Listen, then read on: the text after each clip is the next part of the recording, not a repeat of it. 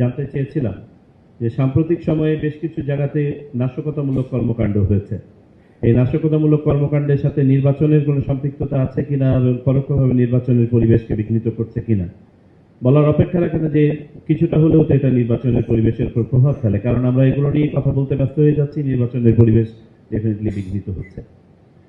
তবে আমাদেরকে প্রাথমিকভাবে যে মূল্যায়ন জানানো হয়েছে সংশ্লিষ্ট সকল সংস্থা থেকে, যে এই সব কর্মকাণ্ডের সাথে মূলধারার কোনো রাজনৈতিক দলের কোনো সম্পৃক্ততা এখনো পাওয়া যায়নি এবং তারা সবাই এই কর্মকাণ্ডকে এই সকল কর্মকাণ্ডকে সমর্থন না করে বরং এগুলোর বিরূপ প্রভাবের উপরে আলোকপাত করেছেন এবং এগুলোকে তারা ডিফাই করেছেন। তদুপরি যারা এইসব কর্মকাণ্ডের সাথে জড়িত আছে তারা যে এন্টিটিরই হোক না কেন, ছোট বা বড়, তাদের বিরুদ্ধে যথাযথ আইনি ব্যবস্থা নেওয়ার ব্যাপারে নির্বাচন কমিশন থেকে কঠোরভাবে বলা হয়েছে।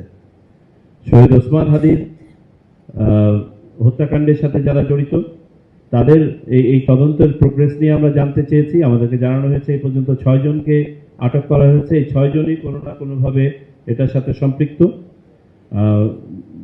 2 জনকে মূল যে 3 জনকে মূল যারা হত্যাকাণ্ডের সাথে জড়িত ছিল সেই 2 জন এবং একজনকে সন্দেহ করা হচ্ছে যে পালিয়ে যেতে সহযোগিতা করেছে। এই 3 জনের ব্যাপারে এখনো পর্যন্ত অভিযান চলমান আছে বলে আমাদেরকে জানানো হয়েছে। আমরা এগুলোকে ত্বরান্বিত করতে এবং একনিষ্ঠভাবে এগিয়ে নিতে নির্দেশনা দিয়েছি।